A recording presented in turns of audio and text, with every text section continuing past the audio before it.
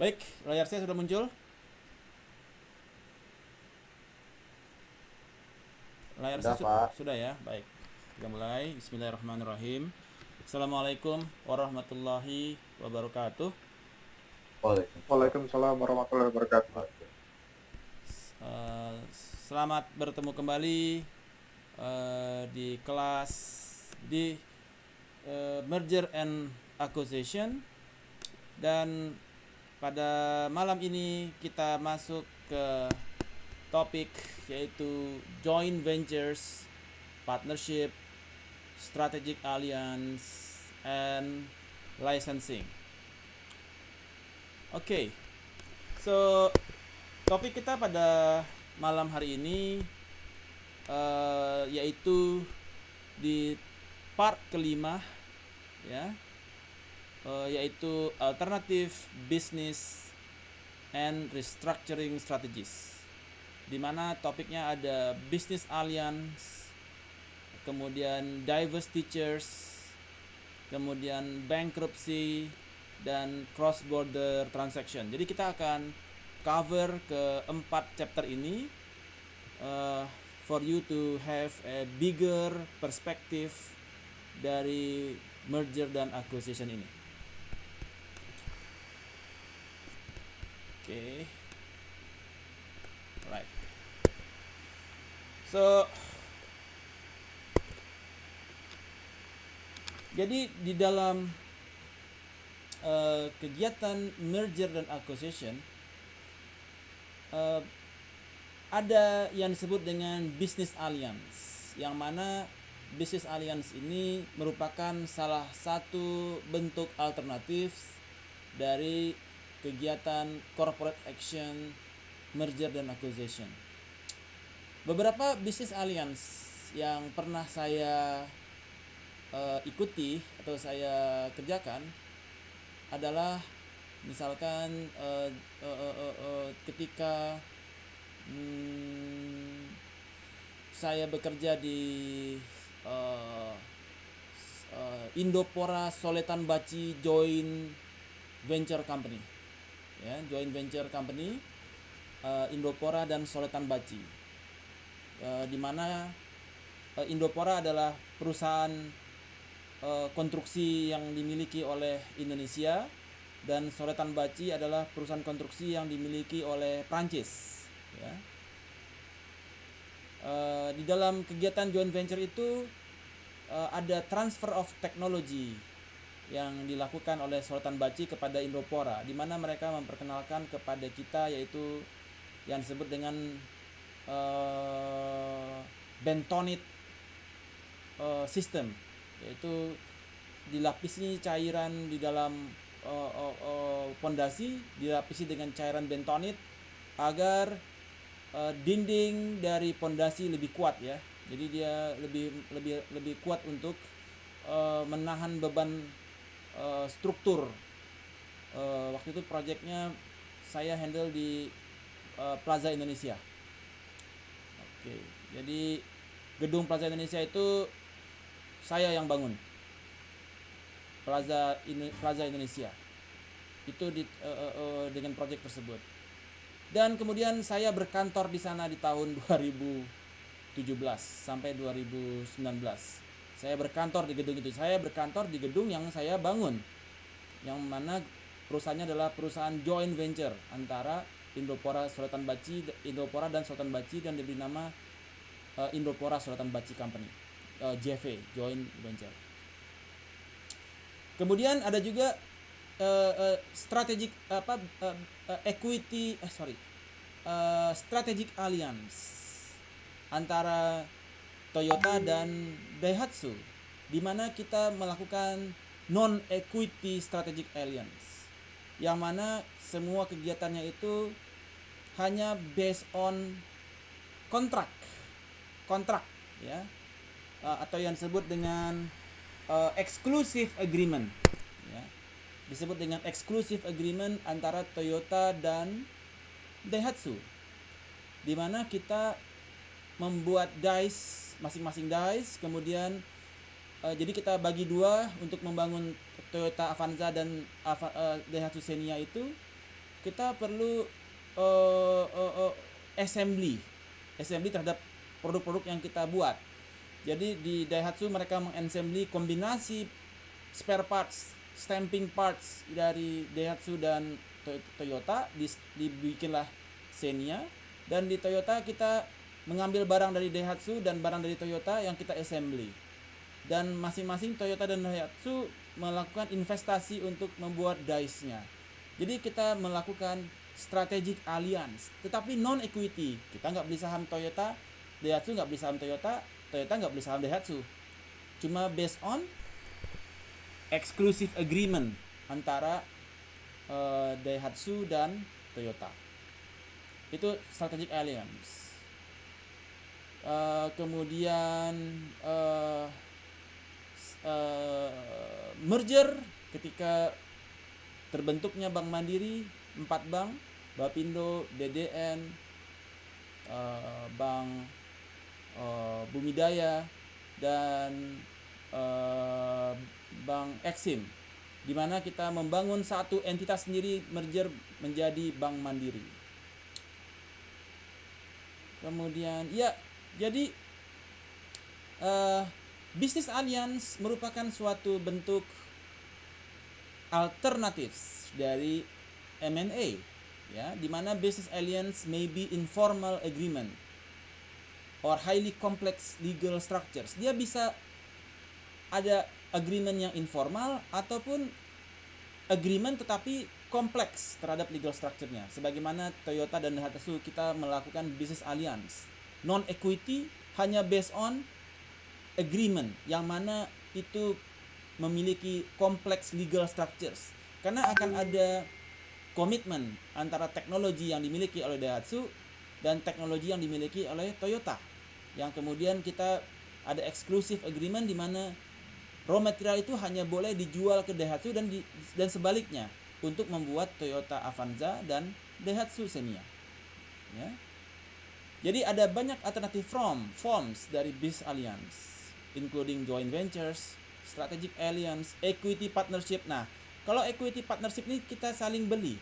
Jadi bisa saja misalkan ketika awalnya Toyota dan Daihatsu dia itu non equity, tapi dia bisa prelude, bisa menjadi bridging kepada equity partnership, di mana Toyota membeli minority saham dari Daihatsu. Jadi Toyota Motor Manufacturing Indonesia (TMMI) membeli 10% sahamnya Daihatsu, Astra Daihatsu Motor (ADM). Dan Astra Daihatsu Motor juga beli sahamnya 5% dari Toyota Motor Manufacturing Company Indonesia (TMIN). Ya. Itu disebut dengan equity partnership karena ada minority shares atau minority shares dari masing-masing partnership. Ya. Kemudian ada lagi yang bentuknya berupa licensing. Ya, licensing misalkan seperti hotel apa itu? Ada hotel atau sistem yang untuk sistem yang digunakan oleh misalkan Indomaret, ya. Jadi dia menggunakan sistem yang dimiliki oleh perusahaan lain. Nah, itu bisa licensing untuk inventory-nya. Misalkan Peachtree accounting system. Ada Peachtree accounting system di mana Peachtree kemudian diadopsi oleh Indomaret, Alfamaret. Jadi lisensi terhadap accounting reportnya dia, financial reportnya dia menggunakan licensing dari Peachtree. Begitu juga ada lagi disebut dengan franchising. Nah, franchising itu dia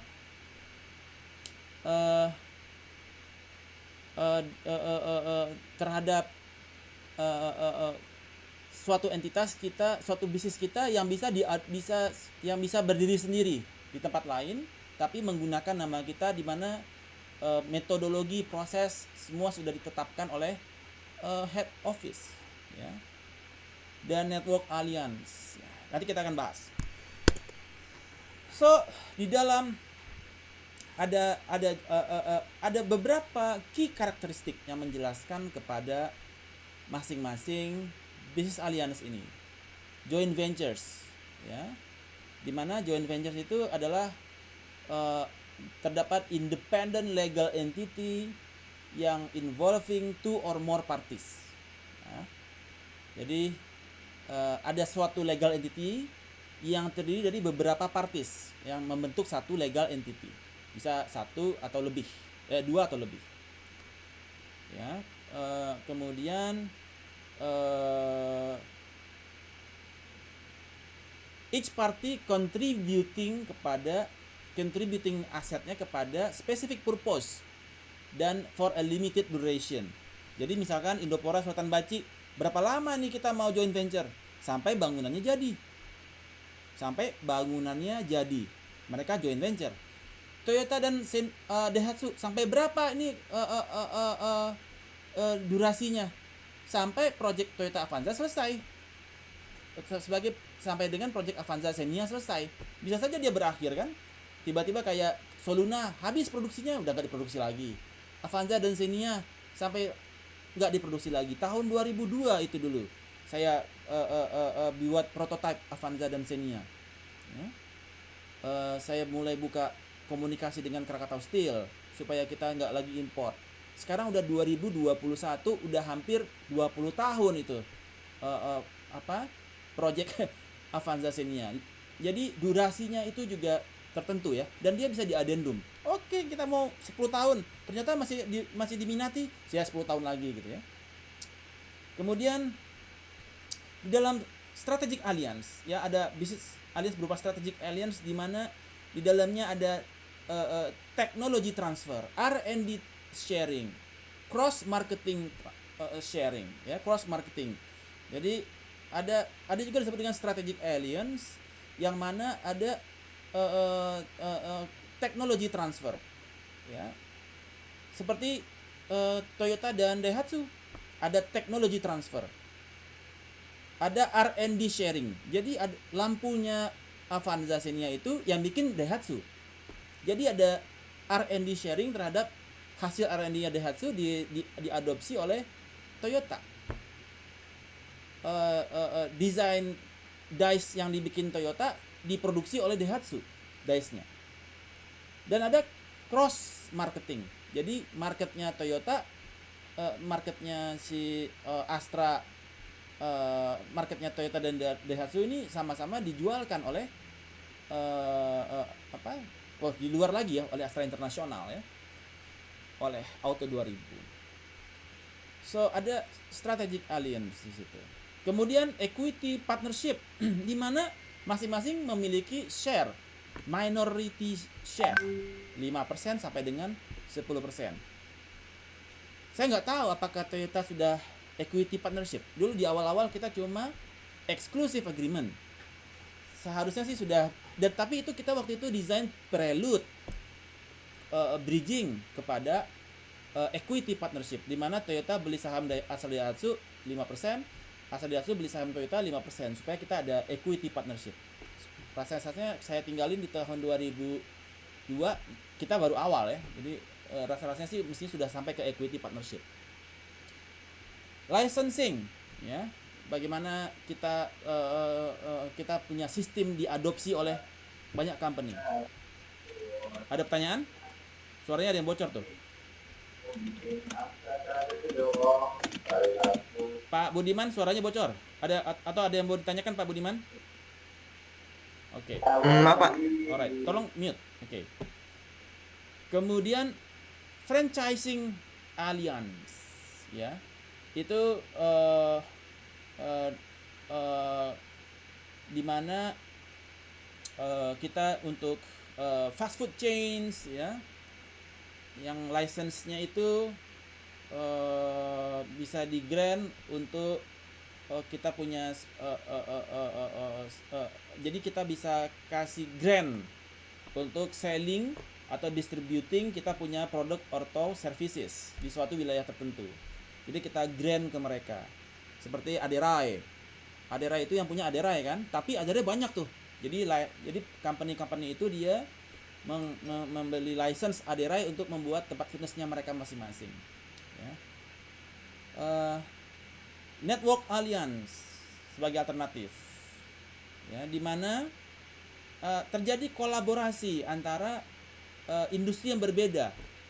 Jadi misalkan industri komputer, industri airline, dan industri seluler, di mana mereka collaborating in one market, ya, berkolaborasi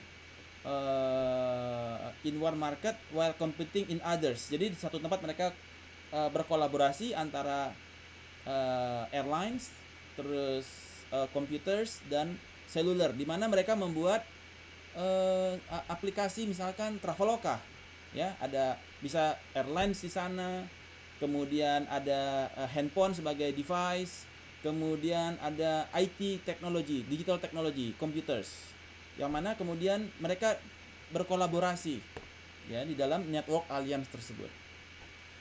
Dan yang berikutnya adalah exclusive agreement. Seperti awal-awal ketika Toyota Daihatsu dibangun, kita cuma berdasarkan exclusive agreement, ya, untuk strategic alliance yang kita bangun. So far so good. Any questions? Kapish? Untuk Alright. Untuk Kemudian apa yang menjadi motivasi dari pembentukan alliance ini? Motivasinya antara lain adalah risk sharing. Jadi kalau Toyota Daihatsu dia nggak bikin alliance, Toyota bakal invest seluruh dice dia sendiri. Dan ketika ada scarcity of capital di sana, kalau duitnya scarcity of capital, daripada dia pinjam ke bank dengan resiko bunga besar, oke, kita alliance deh sama Daihatsu. Daihatsu invest untuk dice-nya dia, untuk dice-nya sebagian dari produk Avanza Xenia. Toyota invest untuk dice-nya si mereka juga gitu.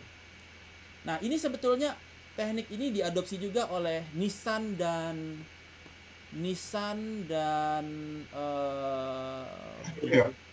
Ford kah? Mereka juga bangun Nissan Terra dan Renault. Nissan dan Renault juga melakukan hal yang sama. Jadi ada produknya itu mereka similar. Jadi ada Nissan Terra dan Renault-nya itu Renault apa itu namanya saya lupa. Kemudian jadi spare part-nya dia itu substitusi deh antara Nissan Terra dan Renault-nya itu jenis Renault-nya apa saya lupa ya. Jadi ada 3 produk mereka. Ya. Yang kemudian itu bertambah menjadi 3. Dan Mitsubishi, Nissan Terra dan Renault. Mitsubishi, Nissan dan Renault, mereka bertiga tripartit membangun alliance. Ya, jadi supaya mereka membuat produk yang oke, kalau produk gua substitusi spare partnya bisa pakai spare partnya Nissan masuk ke Mitsubishi. Dan itu hanya untuk beberapa produk ya, tidak all produk. Jadi skopnya untuk produk tertentu. Jadi ada 3 tuh, Nissan, Renault dan Mitsubishi. Nah, ada risk sharing, daripada gua di invest sendiri, pinjam sana sini, ntar bisa keteteran. Kemudian motif yang kedua adalah gaining access to new markets. Ya, of course. Ya. Mitsubishi kuat di Asia, Renault kuat di Eropa. Dan kemudian Mitsubishi menggunakan distribusinya Renault masuk ke Eropa, sehingga Mitsubishi bisa masuk ke Eropa. Kemudian Nissan juga masuk ke Indonesia menggunakan jaringan distribusinya Mitsubishi yang cukup sangat kuat di Indonesia. Globalization forming. Jadi untuk dia gaining access ke foreign market untuk mencapai dia punya economic of scale. Cost reduction. Jadi kalau dia bikin bisnis alliance, produk Ford dan Daimler bisa substitusi, ya. General Motor, Ford dan Daimler, Chrysler, dia membuat bisnis alliance seperti yang dibangun oleh Toyota Daihatsu dan dibangun oleh Renault, Nissan dan Mitsubishi. Dan kemudian ini forming kepada acquisition. Jadi ketika kita membuat alliance, itu juga bisa berpotensi kepada akuisisi. Jadi dia lihat dulu kondisinya ya. Lihat dulu kondisinya. Sebentar. Alarm dulu. Oke. Jadi prelude to acquisition. Jadi kalau misalkan dia bisnis alliance-nya running oke, dia lihat oke, gua akuisisi deh. Seperti yang dilakukan oleh ketika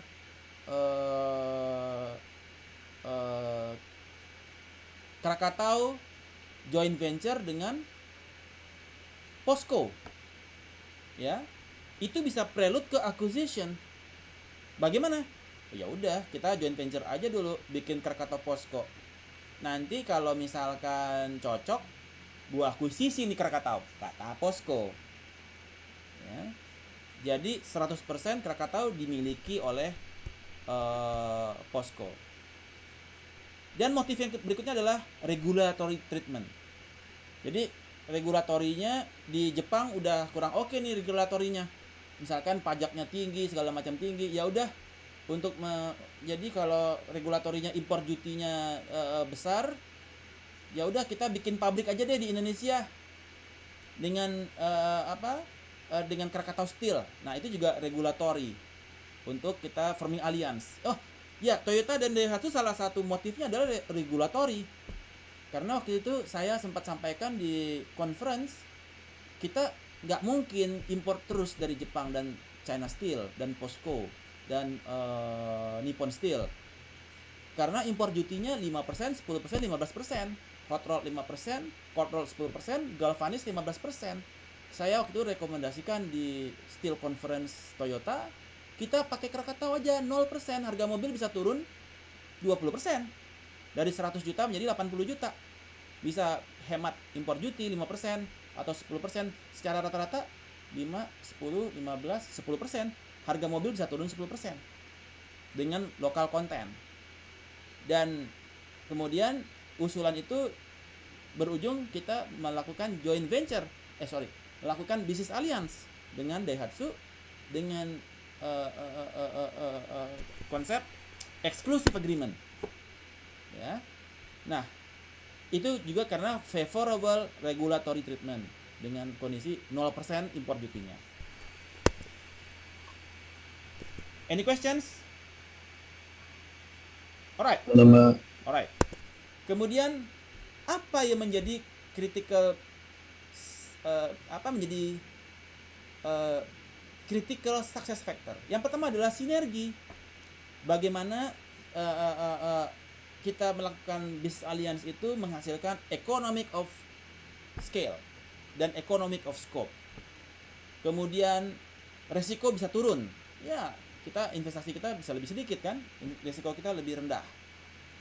Dan kemudian terjadi cooperation, dua produk yang similar tapi dia OEM, originally equipment manufacturer. Jadi produknya sama, yang satu stempel Toyota, yang satu stempel Daihatsu, barangnya sama. Dan kemudian clarity of purpose, kedua entitas memiliki cita-cita yang sama. Dan win-win situation, masing-masing dia jualannya masing-masing gitu ya. Ada win-win, Toyota untung, Daihatsu untung. Kemudian adanya support from the top. Jadi dari manajemen Toyota dan manajemen Daihatsu, mereka sama-sama mensupport kepada high level management ya, dari TMC Jepang, Toyota Motor Company sebagai parent company dari Toyota Motor Indonesia, dan Daihatsu Japan ya, yang mensupport kepada Astra Daihatsu Motor Indonesia ya, dan memiliki similar financial expectation. Gue mau salesnya sekian nih. Sekarang kalau yang satu mau increase sales 20%, Daihatsu mau increase sales 10%. Kira-kira yang tercapai yang mana? Yang 20 apa yang 10?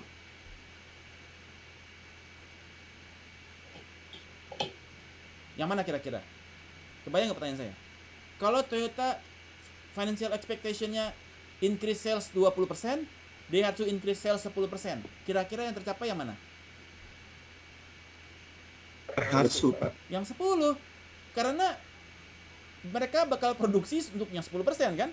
Karena ekspektasi finansialnya beda. Nah, maka dalam hal ini, dalam business alliance ini, ekspektasi secara finansial harus sama. Kalau ada pertanyaan, langsung di intercept aja ya.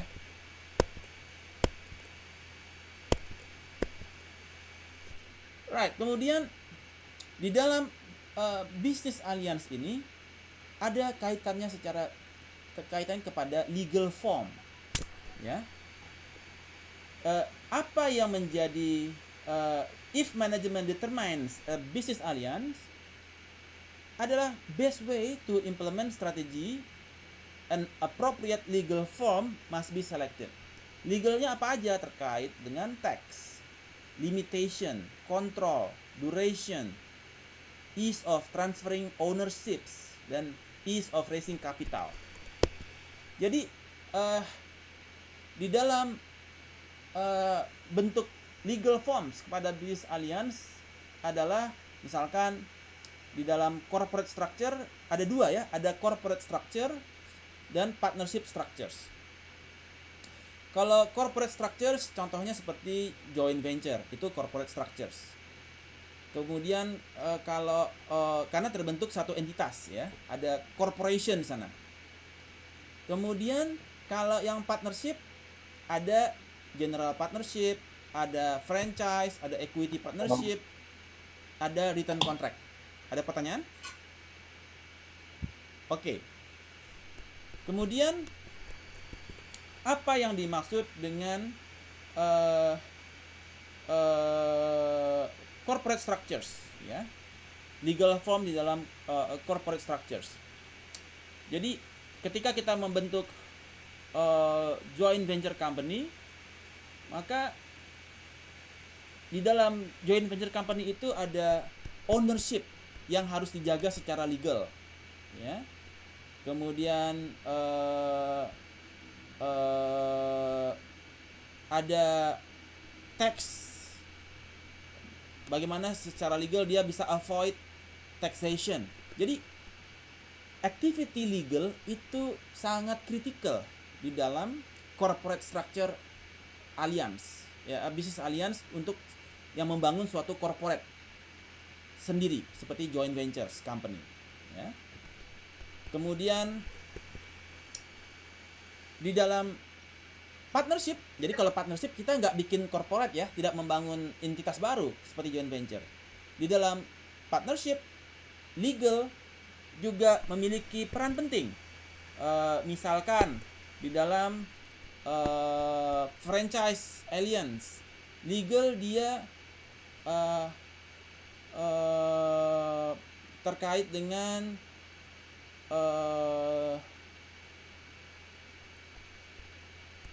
application dari bisnis modelnya dia.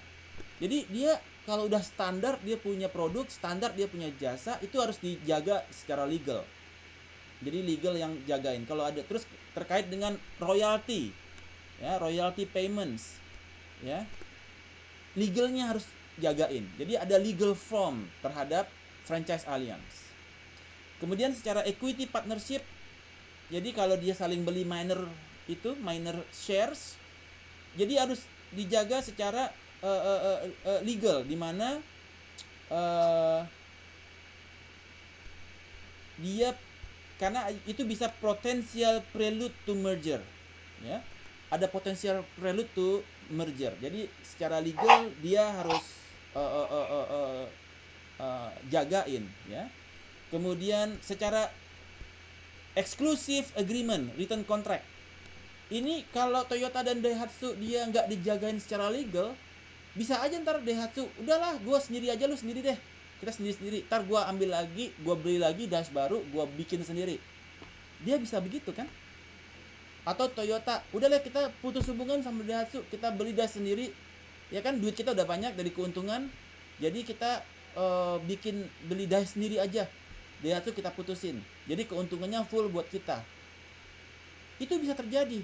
Nah, diperlukan legal form, alternatif legal form, sehingga kita bisa, Daihatsu dan Toyota bisa secure karena ada written contract yang di binding secara legal, ya, supaya kontrol tetap terjaga, ya. Karena bisa saja terjadi lack coordination sehingga potensial kepada kita untuk dispute antara Toyota dan Daihatsu. Jadi ada legal form yang harus dijaga. Nah, di dalam business alliance, di dalam merger dan acquisition, di dalam prosesnya itu ada yang disebut dengan deal structuring. Di dalam ketika kita ingin melakukan business alliance, maka kita perlu melakukan deal structuring terlebih dahulu. Apa yang kita bahas dalam deal tersebut? Jadi kita kan nggak ada valuation, ada deal structuring, ya. Kita tentu melakukan valuation, ini company bagus atau enggak. Ini kira-kira ini dalam kondisi financial distress atau enggak. Kalau perusahaannya lagi financial distress, Anda mau nggak melakukan aliansi? Mau nggak? Kira-kira mau nggak? Perusahaannya udah mau bangkrut nih, udah financial distress nih, udah kena nih. Anda tertarik tidak untuk melakukan aliansi dengan mereka? Partnership? Tidak, Pak. Ragu, Pak. Ya, tidak kan? Ragu. Walaupun ketika akuisisi, rata-rata perusahaan yang bermasalah yang kita akuisisi dengan tujuan untuk memperbaiki, ya. Ketika Anda pengen jual lagi tuh untuk arbitrage, untuk Anda jual lagi motifnya, rata-rata perusahaan jelek nih, yang keuangannya kacau balau. Anda beli, lagi murah kan? Anda beli, Anda perbaiki, Anda jual lagi sebagai investment banker, ya. So, di dalam alliance ini apa deal structuring issues-nya? Pertama adalah scope. Apa produknya mau dibuat? Oh, Toyota Avanza dan Toyota Xenia. Oke. Ya. Durasinya berapa lama? 10 tahun dulu deh, bro. Kita 10 tahun dulu deh alliance-nya. Oke. Legal form-nya dia. Apakah ini kita akan jadi pasti kita akan stand alone kan? Lu di sono, gua di sini. Barangnya sama-sama oper-operan nih. Barang gua produksi, setengahnya buat lu, setengah buat gue kan. Setengah buat gue bangun Xenia, setengah lu buat lu bikin Avanza. Jadi ada legal formnya. Jadi ada kontrak di sana. Kemudian governance-nya, ya. Bagaimana itu dia diprotek terhadap kemungkinan dispute di antara mereka berdua. Kontrolnya, siapa yang bakal handle day-to-day operation decision? Apakah yang ngelit Toyota atau Daihatsu? Nanti jangan sampai nanti Toyota bilang yes, Daihatsu bilang no. Jangan. Jadi harus disepakati siapa yang kontrol. Ya. Kemudian financingnya bagaimana? Distributionnya bagaimana? Bagaimana kalau ada dispute, kalau ada barang rusak, bagaimana resolusinya? Siapa yang mutusin ini barang rusak atau tidak rusak? Apakah Toyota atau Daihatsu? Jadi ada deal structuring. Oke, yang dispute, yang mutusin Daihatsu, yang kontrol Toyota, yang untuk masalah regulatory Daihatsu, ini Toyota. Jadi tidak dua-duanya, jadi salah satu yang pegang. Jadi ada deal structuring issues di sana. Ada kepentingannya juga di sana, ya, dalam hal itu. So, legal di dalam hal ini memegang peranan penting untuk menghandle untuk deal structuring issues. Questions? Tidak ada. Good. Alright. Ini penjelasan yang tadi.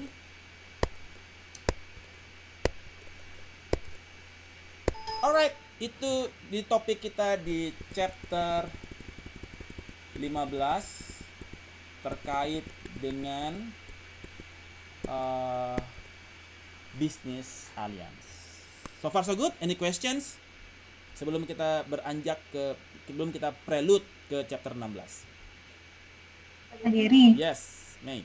yang page 6 sama yang terakhir tadi Pak itu belum ada di PPT kita loh. Ada di buku. Anda baca bukunya. Tadi saya baru taruh juga. Sebenarnya ini sudah dijelaskan sih di dalam Slide-nya ya. iya, di dalam slide-nya sudah dijelaskan. Saya cuma ngambil snipping dari bukunya ya. Anda juga nanti Anda tambahkan dari buku juga bisa. Tapi ntar kalau mau saya kirim lagi juga boleh. No worries.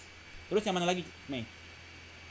Sama yang tadi Pak yang terakhir itu 20 berapa 20 21 apa 22 ya tadi? Oh ini ya. Yang table juga. Ada dari buku itu. Ya, ntar saya tambahkan aja, boleh. Ntar saya attach lagi. 22 Pak, 22. 22.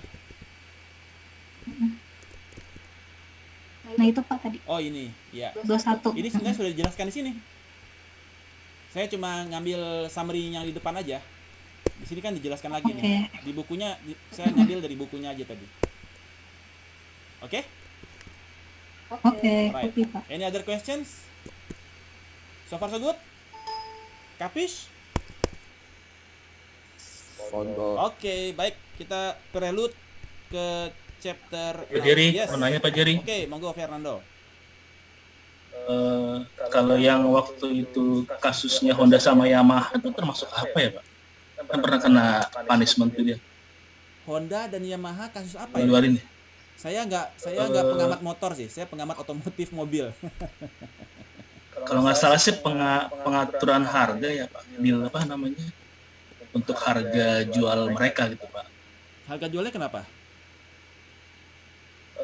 Apa ya? Saya juga kurang paham ininya Pak. Apa sih namanya? Secara lengkapnya. Cuma sih itu kena mereka berdua sudah kena hukuman dari pengadilan apa gitu. Oke, saya nggak tahu juga kasusnya. Kalau motor sih saya pengguna Honda, tapi jadi Kalau nggak salah sih kartel harga itu ya. Iya, karena Iya, kalau nggak salah kartel harga gitu. kartel harganya bagaimana? Jadi mereka, oke. Nah, mereka ini Pak penguasa pasarnya, jadi mereka bisa nentuin harga batas bawah sama tertingginya. Monopoli gitu Pak jadinya. Ya. Khusus untuk harga motor Ya. Matic sama bebek. Jadi gitu, ini Pak. salah satu bentuk negatif impact ya. Negatif impact dari merger dan acquisition. Jadi ketika mereka apa? Jadi salah satu gini nih. Misalkan nih ya. Gua tukang parkir nih di Blok M Square. Dan Fernando tukang parkir di Blok M Plaza. Saya biasanya males tuh parkir ke Blok M Square. Karena bayar parkirnya sama orang parkirnya per jam 5.000. Di Blok M Plaza saya bisa parkir 2.000. Kemudian tukang parkir Blok M Square ngomong ke tukang parkir parkir Blok M Square ngomong ke tukang parkir Blok M Plaza. Bro, mulai besok lu 10.000, gue juga 10.000. Jadi mereka mau parkir dimanapun 10.000. Deal nggak lo? Oke bro, deal. Jadi kita mau parkir dimanapun ditagih sama mereka 10.000. Padahal sebelumnya cuma 2.000 kan? Nah, ini yang dimaksudkan oleh Fernando tadi. Antara Honda dan Yamaha, mereka saling berkompromi, tetapi untuk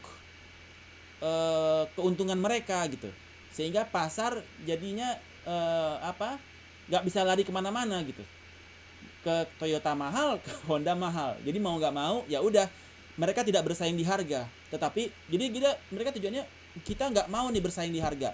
Jadi harga lu sama harga gua ya udah main angka 11-12 aja, tipis-tipis aja. Jadi yang membedakan mereka sekarang cuma servis. Lu servisnya bagus atau servis gua jelek. Deal nggak? Deal. Nah ini yang menjadi yang menjadi issues. Begitu Fernando kan? Berarti ini termasuk strategic alliance bukan Pak? Betul. Bisa dibilang ya Pak? Bukan ya strategic alliance, tetapi dalam konotasi negatif. Kebayang nggak saya maksud? Tapi memang hal-hal semacam ini dilarang ya Pak ya? Tidak dilarang, tapi it happens. Oke. Jadi istilahnya itu adalah sebentar ya, saya lupa istilahnya. Saya ambil referensi satu. Saya masih ingat itu saya di mana itu saya dulu saya pernah lihat case-nya ya. Oke. Sebentar. Jadi itu istilahnya sebentar.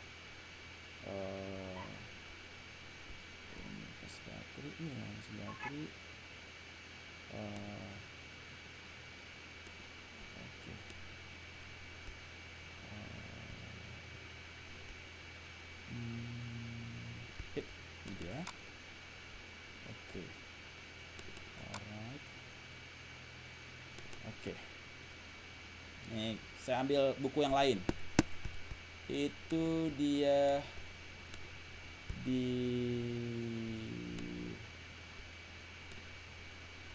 merger and acquisition. Itu dia di topik namanya ya.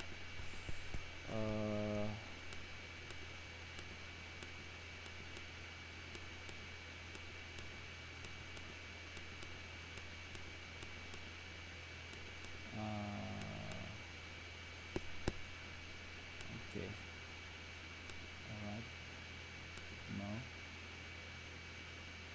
No. No.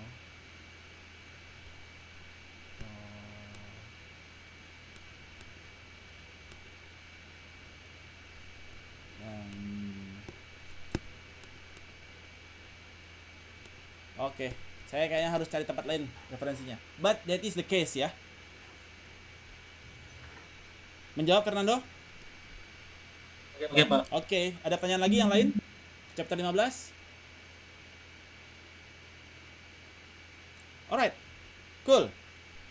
Kita lanjutkan ke chapter 16, yaitu dengan topik restructuring, alternative restructuring strategies. Jadi di chapter 16 ini kita bicara terkait diverse teachers, spin-off, split-off, dan equity carve-out. Ya. Apa yang dimaksud dengan diverse teachers? Diverse teachers adalah sale, penjualan of a portion of the firm, sebagian dari perusahaan, kepada pihak luar yang resulting kepada cash infusion kepada parent company, dan itu sebagai most common restructuring strategy ya, dengan tujuan untuk increasing corporate focus. Jadi dia ingin meningkatkan fokus perusahaan. Jadi misalkan sekarang Sinarmas ada kebun sawit, ada bank, apalagi di Sinarmas Plantation, Bank Sinarmas, apalagi yang Sinarmas? Pabrik kertas, Pak. Oh iya, Alvin, Pak, pabrik kertas. kertasnya apa namanya? Kiwi Kimia sama Smart, Pak. Asia Paper. Asia Pulp and Paper, APP ya. Asia Pulp and Paper Minyak goreng, Pak. Asia Pulp and Paper yang di Perawang ya. Perawang kan, bukan di Riau kan? Itu Indah Kiat ya. Indah Kiat Pulp and Paper di Perawang. Asia Pulp and Paper ya daerah-daerah situ juga sih. Riau nggak, Pak? RAPP itu, Pak? RAPP bukan, RAPP itu iya Riau Asia Pulp and Paper ya, apa? Riau Andalan. Betul. Iya kan, itu kan di Perawang kan? RAPP. Kalau Indah Kiat bukan di situ. Sorry. Nah, RAPP ya. RAPP di Perawang. Saya pernah ke sana masalahnya. Pernah ada project di RAPP. Oke, jadi salah satu motifnya adalah increasing corporate focus. Ternyata Sinarmas bicara, udah kita fokus ke plantation aja. Kita jual yang RAPP. Ya. Itu salah satu fokusnya. Jadi dia jual RAPP diverse teachers RAPP, dan itu mengenerate kepada cash infusion kepada parentnya, yaitu Sinarmas Group. Yang kedua, moving away from the core business. Oke, jadi dia juga jual itu, dia mau alihkan, nggak lagi di corporate focus, tapi pindah ke misalkan core-nya dia adalah RAPP, core-nya dia adalah perbankan. Udahlah, banknya lepas, dia pindah ke RAPP gitu ya, fokus ke RAPP misalnya. Kemudian assets are worth more to the buyer than to the seller. Jadi nilai asetnya Sinarmas di RAPP, tolong suaranya bocor, tolong di mute dulu. Siapa tuh yang suaranya bocor? Kemudian Samsul. iya, tolong di mute dulu, suaranya bocor. Kemudian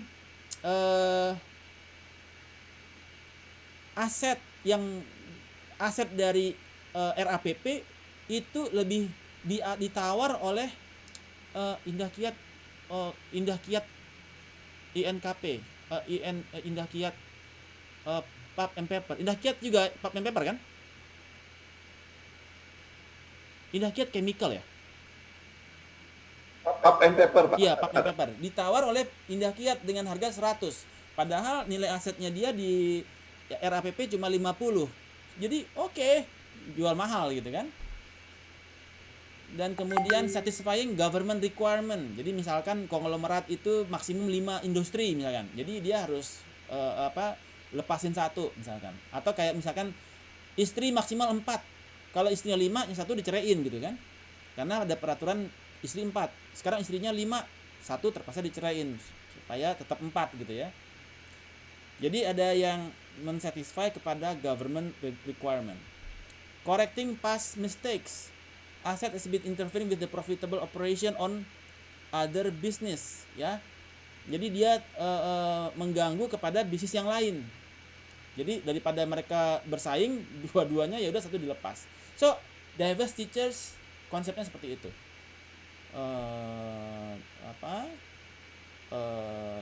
Sale of a portion of the firm to outside parties, which generate cash infusion kepada parent. Kemudian di dalam diverse teacher selling process itu ada yang disebut dengan ini sebutnya apa ya? Oh, ini biasa. Ada yang disebut dengan reactive sales dan proactive sales. Ya.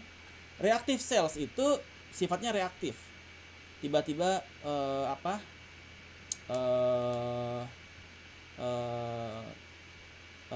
Pak Putu punya anak cewek.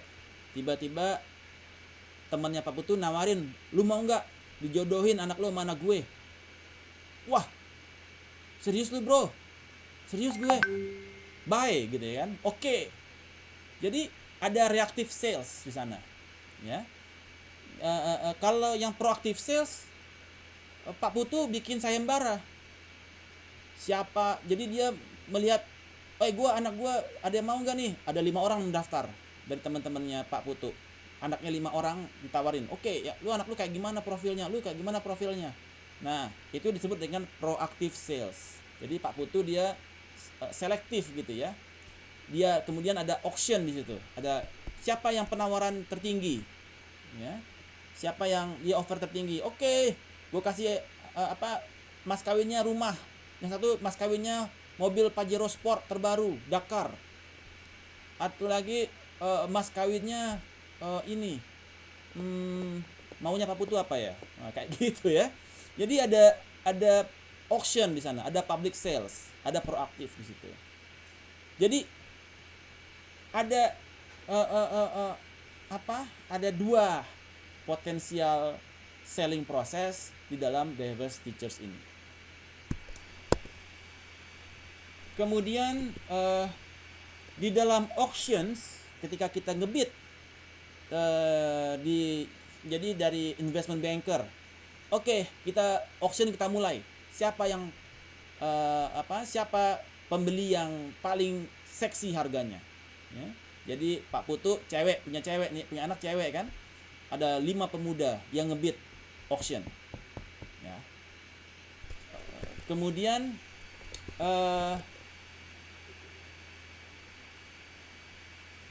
sequence of events-nya adalah para bidder itu dia mendapatkan prospektus dari perusahaan yang mau dijual oleh Pak Putu, ya. Kemudian submission of non-bid bids express a range, non-binding bids, ya. Jadi dia kasih range. Jadi kemudian bids rank by price. Jadi ketika di bids itu dia di rank by price yang ditawarkan, financing ability-nya, form of payment, form of acquisition, and ease of deal. Kemudian siapa yang memberikan best and final offers untuk auction tersebut. Jadi ada beberapa variabel yang dipertimbangkan dan mempunyai weighted-nya masing-masing, dari price-nya, financing ability-nya. Price-nya paling mahal, tapi financing ability-nya nggak ada, kan kacau. Ntar mau bayar pakai apa gitu kan. kemudian form of paymentnya, form of acquisition, dan sebagainya. Nah, ketika ada selling process itu ada kan tadi ada proaktif dan reaktif ya. Nah, di dalam selling process itu di dalam yang dia proaktif ada 3 juga kriterianya, yaitu ada yang one on one negotiation masuk ke dalam single bidder, ada yang public auction yang dia biddernya bisa banyak, kita bisa bid our offers. Kemudian ada yang control auction yang dia hanya selected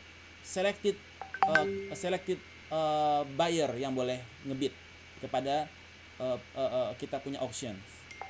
Nah, one on one single bidder ini enables the seller to select buyer with greatest synergy. Ya. Jadi one on one, dia ayo berapa lu maunya. Jadi dia lihat mana yang paling memberikan sinergi. Ya. Jadi seller bisa memilih buyer. Oke, value lu apa? Kira-kira sama nggak kita value-nya? Jangan sampai ntar kita udah merger tiba-tiba, atau kita gua lu akuisisi tiba-tiba value lu sama gua beda. Ya. Lu pendukung si A, gue pendukung si B, jadinya berantem dulu nanti. Kemudian kalau yang public auctions yang terbuka untuk umum itu most appropriate untuk small firms, ya. May discourage some bidders concerned about excessive bidding by uninformed bidders. Jadi karena sifatnya umum, siapa aja bisa ngebid gitu ya. We don't know gitu kan siapa para buyernya. Kemudian control auction, ya dari semua potensial pembeli kita selektif.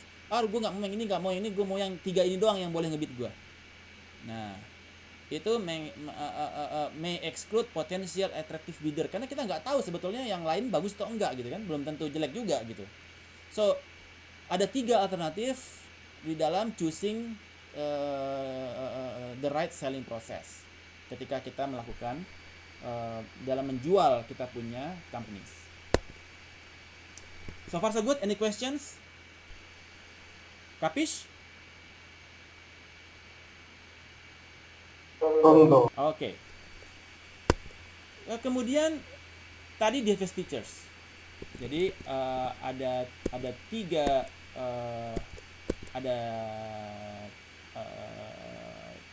ada divestitures, ada spin off, ada split up, macam-macam ya. Jadi berikutnya ada yang disebut dengan spin off. Spin off adalah dibentuknya new legal subsidiary yang dibentuk oleh parent, perusahaan induk, ya, with new subsidiary shares distributed kepada parent shareholder on pro rata basis, ya. Maksudnya adalah kalau perusahaan itu dia spin off salah satu unit usahanya dia, ya, dia spin off satu unit usahanya dia, yang mana sahamnya itu yang sharesnya itu distributed kepada parent shareholders secara pro rata. Jadi misalkan begini, Pak Putu punya saham di perusahaan A. Kemudian perusahaan A itu dia spin off anak usahanya dia. Ya, misalkan Sinarmas, grup Sinarmas, atau bukan dah, misalkan Sinarmas Plantation, ya, ada 3 kebun. Satu di Sumatera, satu di Jawa, satu di Kalimantan. Yang di Kalimantan mau di spin off, dilepas, ya, dia berdiri sendiri. Nah, sahamnya kepemilikan sahamnya si PT itu dia pro rata. Jadi kalau misalkan Pak Putu punya saham Sinarmas sebelumnya, oke, Pak Putu artinya sekarang punya misalkan Pak Putu punya 1 saham Sinarmas, 100 saham Sinarmas. Yang 2 itu 50 atas nama PTA, yang 70 atas nama PTA yang dia kebunnya di Sumatera dan Jawa, yang 70, yang 30 untuk PTB yang dia menjadi new legal subsidiary yang dia spin off dari Sinarmas. Jadi ada dua perusahaan yang mana dari satu perusahaan menjadi 2 perusahaan yang mana Pak Putu sahamnya terbelah 2 tetapi pro rata. Jadi yang 70% itu masih punya Sinarmas, 30% punya PT Sinarmas sama Sinar Perak gitu ya. Nah, shareholder base in new company is same as parent, subsidiary become a publicly traded company. Tidak ada cash infusion kepada parent karena sahamnya ya cuma berubah dari PTA ke PTB aja, dan itu pro rata, dan itu tax free karena dia tidak ada eksekusi dari stoknya tersebut, tidak di exercise stok yang dimiliki oleh nasabah. Putus. Saya terputus kah tadi? Sebentar. Suara saya terputus kah tadi? Oke, sorry. Suaranya masih belum saya aktifkan. Ini pakai laptop. Oke. Sorry, saya terputus dari komputer yang satu. Lagi connecting dulu sebentar ya. Baik, Pak. Karena di sini udah masuk lagi tuh. Recording in progress. Oke. Sorry, saya sharing ulang lagi. Oke, second. Chapter berapa tadi kita? Chapter 16 ya. Oke, sudah muncul layar saya? Layar saya muncul? Belum, Pak. Belum, Pak. Oke, sorry. Belum, Pak. Screen ya. Belum, Pak. Sorry. Oke. Muncul? Muncul, Pak. Oke. Itu spin off. Oke. Jadi parents melepaskan subsidiary-nya dan shareholders-nya, sebagian di parent, sebagian di subsidiary. Kemudian equity carve out, ya, yaitu di mana ini adalah ketika kita melakukan subsidiary, jadi perusahaan itu kita lepaskan sebagian, selling a portion, tetapi tidak dengan cara shareholders-nya dibagi, tetapi dia IPO. Jadi salah satu anak usaha kita dia melakukan initial public offering, ya. Jadi tidak dilakukan dengan menjual, tapi anak perusahaan itu dilepas dengan cara IPO. Jadi kita lepas dari Sinarmas. Oke. Misalkan kan sebelum yang sekarang sudah listed ya. Oke, kita RAPP kita IPO-in deh. Biar dia berdiri sendiri, dia IPO. Nah, jadi dia lepas dari Sinarmas tapi dia IPO sendiri. Ya. Itu disebut dengan equity carves out. Ya. Jadi subsidiary equity carves out is a transaction which the parent sells a portion of the stock of the wholly owned subsidiary to the public. Jadi Sinarmas menjual kepemilikan sahamnya melalui IPO kepada publik, berdasarkan prorata terhadap RAPP tersebut, ya. Itu disebut dengan equity carves out. Oke, terjadi IPO. Kemudian split off. Apa yang dimaksud dengan split off? Split off adalah suatu variasi dari spin off di mana parent company memiliki opsi untuk mengganti shares mereka in the parent kepada shares di subsidiary. Jadi kita split off. Jadi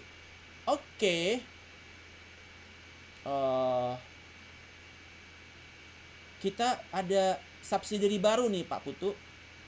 Bapak mau pro rata atau mau tetap di kita atau pilih di subsidiary sahamnya.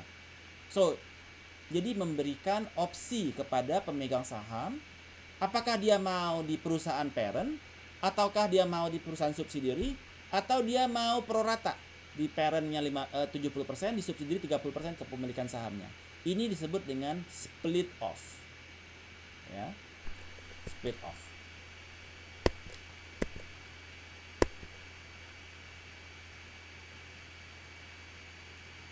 Nah, bagaimana cara kita menentukan appropriate restructuring strategy? Jadi, choice-nya heavily influenced by the following. Kalau parent-nya dia need kepada cash, dia pilih yang mana? Dia pilih divestiture pasti. Karena dia jual kan? Dia ada cash di situ, divestiture. Kalau dia tidak butuh duit, dia bisa saja pakai IPO ya. Nah, itu juga bisa untuk kalau dia need cash. Jadi dia jual sahamnya melalui IPO untuk anak perusahaannya yang dia dijual. Tapi kalau dia spin off, dia cuma proporsi sahamnya aja diputar-putar. Ya. Jadi tidak terjadi cash infusion kepada company. So itu tergantung kepada parent-nya needs for cash atau tidak. Kemudian degree of operating unit synergy with the parent. Kalau dia udah nggak sinergi, ya udah lepas aja. Tapi kalau dia masih sinergi, mending dipertahankan, ya. Dan potensial selling price-nya dia. Kalau dia memang selling price-nya lagi mahal banget, ya udah jual, gitu ya. So the implication, parents needing cash more likely to divest or engage in equity carve out, ya. Kemudian parents not needing cash, dia cenderung ke spin off. Parents with the moderate cash needs likely to engage equity carve out. Ya. Jadi tergantung kepada kondisi dari parents.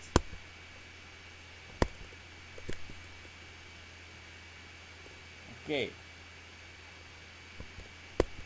Right, itu terkait chapter 16. Any questions?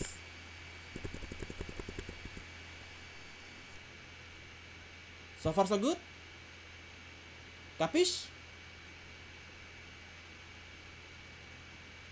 Questions? Untuk Alright, good.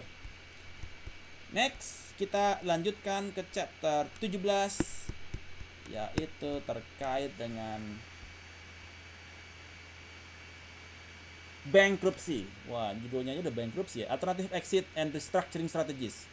Bagaimana alternatif strategi kita dengan kita melancarkan strategi bankruptcy.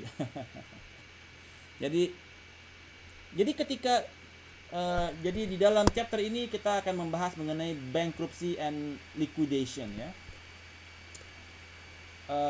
Apa yang menjadi objektif adalah bagaimana kriteria kita di dalam menentukan strategi untuk membangkrutkan perusahaan.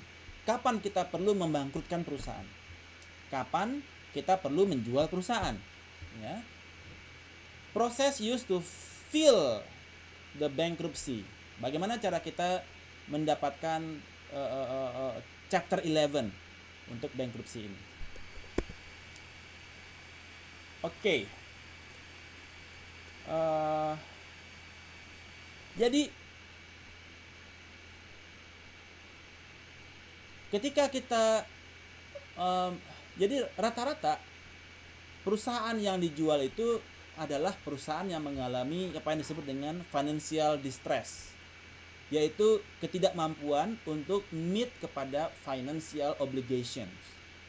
Yang mana financial obligationsnya itu terdiri dari berimplikasi kepada banyaknya layoff, ya. Seperti sekarang nih, banyak company tadi Garuda udah mulai layoff pegawai, udah menawarkan kepada untuk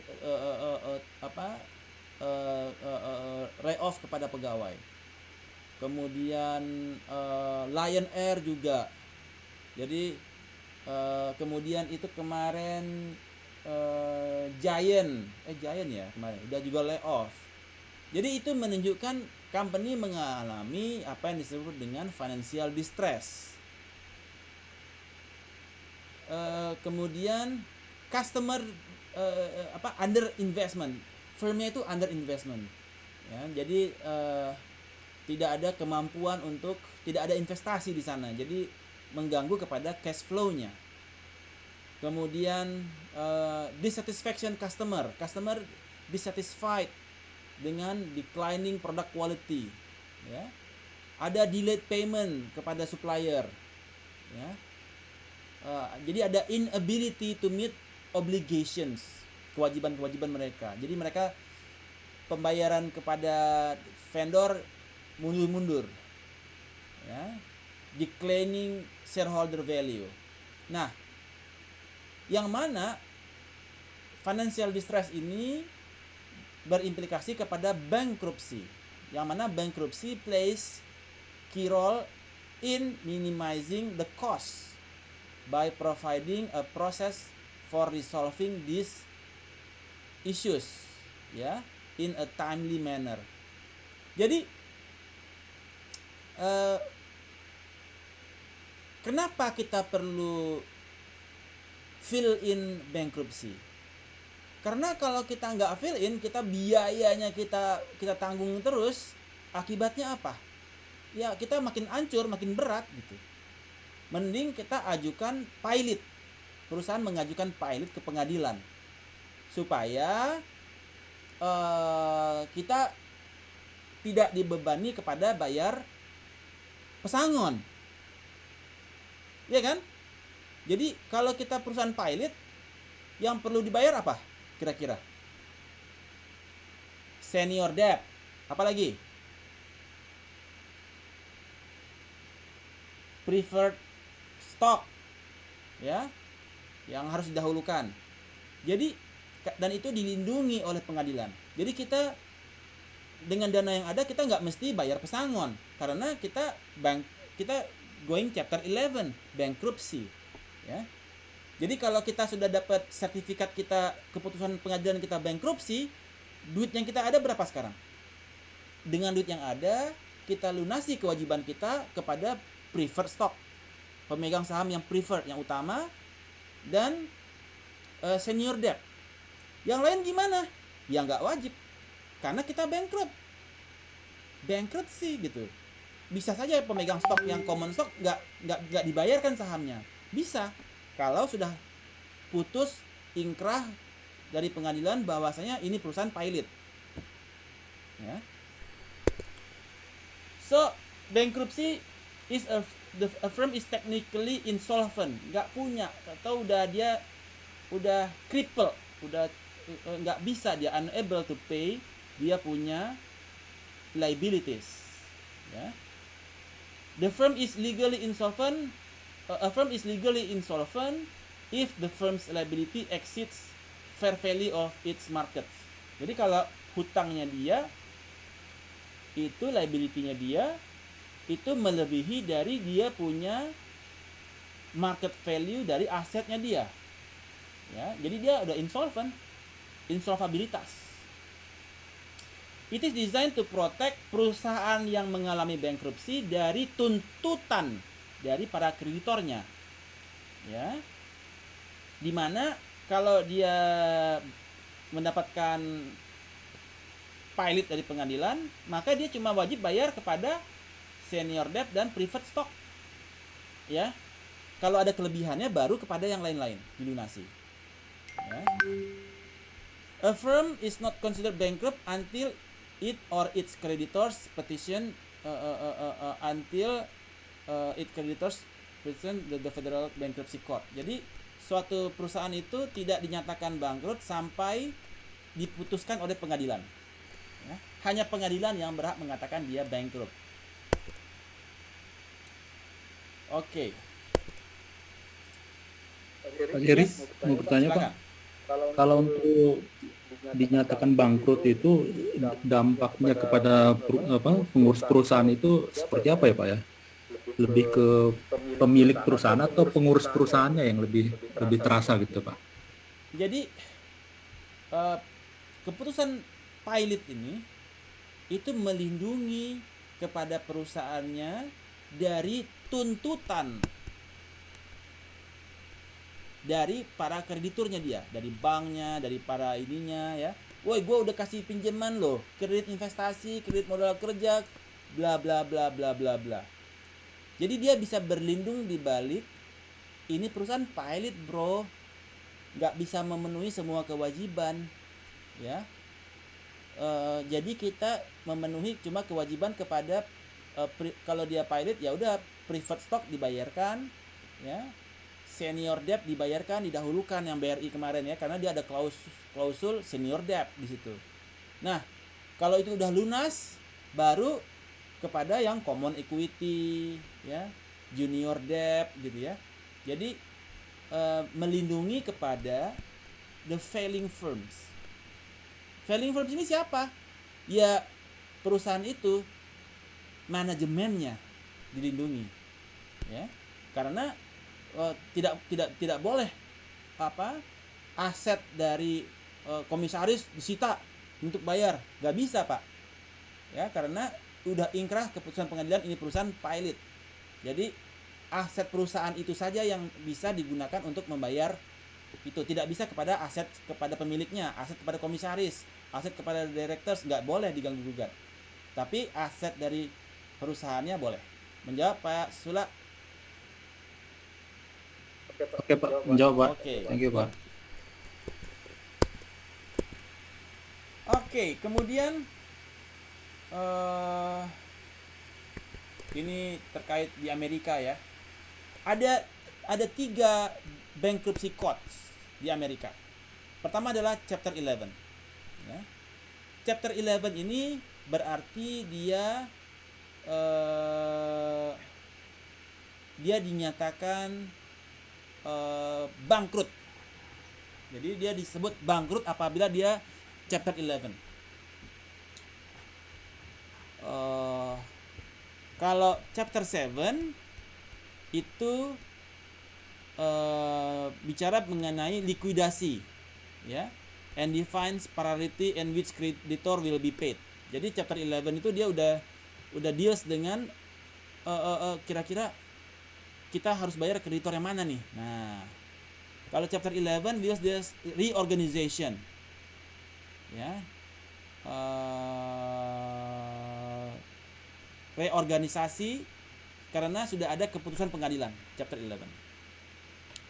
Chapter 7 likuidasi. Jadi aset-asetnya dia untuk melunasi kepada kreditor yang utama. Kalau Chapter 15 itu juga pengaruhnya kepada other countries. Jadi dia kalau Chapter 15 terkait dengan kalau dia perusahaannya dia itu ada yang di luar negeri. Jadi dia harus mengeluarkan jadi misalkan apa yang kemarin bangkrut ya, di luar negeri bangkrut, kemudian di Indonesia dia perusahaannya bangkrut. Apa yang di luar negeri kemana, ada yang bangkrut nggak di luar negeri? Nike kah? Nike nggak bangkrut kan? Dia cuma relokasi ya. Apa yang bangkrut ya? Oh itu yang AMPM apa sih? Yang 7-Eleven Pak. 7-Eleven. Ya. 7-Eleven di Amerika bangkrut. Ya. Itu di Indonesia dia Chapter 15. Jadi karena dia ada cross border ke Indonesia, Chapter 15. Di Amerika sendiri dia Chapter 11 karena dia di lokalnya Amerika. Ya. Jadi ketika dia udah masuk ke Indonesia dia Chapter 15 karena dia cross border, bangkrutnya dia cross border ke Indonesia. Di Amerikanya dia Chapter 11. Ya. Chapter 7-nya itu dia udah financial distress. udah financial distress, udah nggak bisa bayar, dan dia udah mulai mikir kreditor mana yang harus dibayar, didahulukan. Itu chapter 11 financial distress, chapter 7 financial distress, chapter 11 bankruptcy, chapter 15 bankruptcy-nya udah cross border. Ya, itu yang menjelaskan kepada bankruptcy court ini. Kemudian bagaimana cara kita mengajukan kepada filing the bankruptcy. Pertama, kita daftar dulu ke pengadilan. Filing with the bankruptcy court. Jadi datang tuh ke pengadilan negeri, bagian perdata. Pak, saya mau menyatakan perusahaan saya bangkrut. Daftarin. Kemudian appointment of debitor in possession of court trustee. Ya. Jadi appointment dengan para pihak selain si perusahaan itu sendiri. Jadi diundanglah para trustinya, yaitu ada bank yang memberikan pinjaman, ada vendor yang punya mereka punya payable kepada investor, ke vendor, diundang appointment, court trustinya diundang. Jadi kemudian develop and present reorganization plan. Jadi kayak apa tuh reorganization plan-nya? Apakah mau bankruptcy ataukah dia mau akuisisi atau apa? Kemudian semua pihak oke. Bagaimana kalau kita dia ini bangkrut? Harus dapat persetujuan tuh dari seluruh trustee. Dari bank setuju, dari vendor setuju, kan? Kemudian perintah bayar dari pengadilan kepada hutang-hutangnya bagi perusahaan. Yang senior debt-nya diutamakan, ya. Kewajiban jangka pendek dilunasi dulu tuh kepada vendor, kemudian sisanya baru jadi lunasi yang ada dulu, kemudian sisanya baru kepada debt dan equity. Yang didahulukan mana? Preferred stock dan senior debt. Kalau udah habis, ya udah common equity nggak kebagian, dan itu juga pro rata. Seluruh senior debt dan preferred stock dia dapat bagi roto. Kemudian kalau ada lebihnya baru ke common equity. Ya itu ya yang disebut dengan prosedur kepada reorganizing bankruptcy. Questions? Kapis?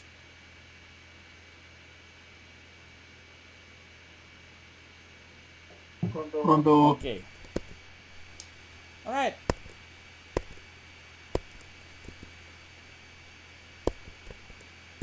So ini di Amerika, ketentuan di Amerika ya. Alright, itu yang terkait dengan bankruptcy. Alright.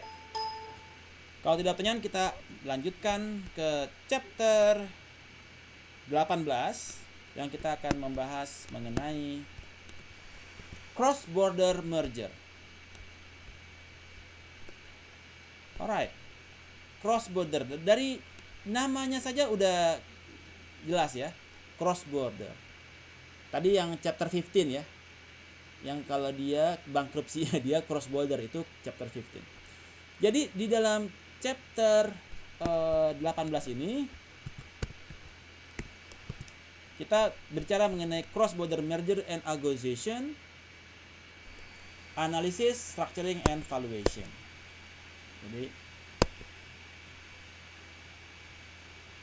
yang kita akan bahas adalah apa yang menjadi motif dari international expansion, kemudian apa yang menjadi common international market entry strategy, bagaimana cross border merger acquisition process, bagaimana kita mengimplementasikan cross border transaction di developed countries, bagaimana kita mengimplementasikan cross border transaction in emerging countries, apa yang menjadi determinants dari cross border merger and acquisition, bagaimana kita memvaluasi cross border transaction, dan bagaimana financial return terhadap international diversification. Oke.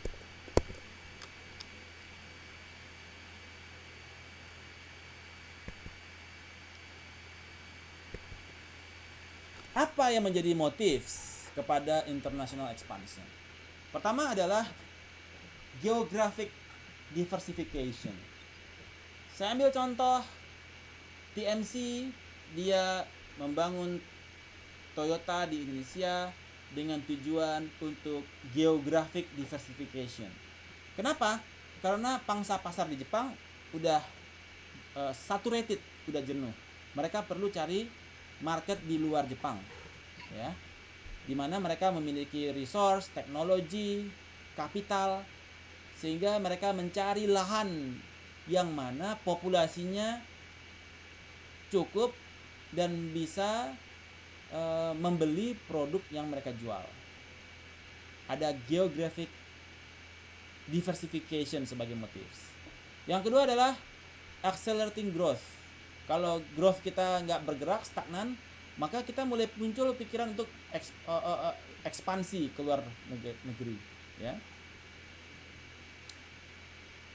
Seperti misalkan di China itu barangnya murah-murah, ya kan?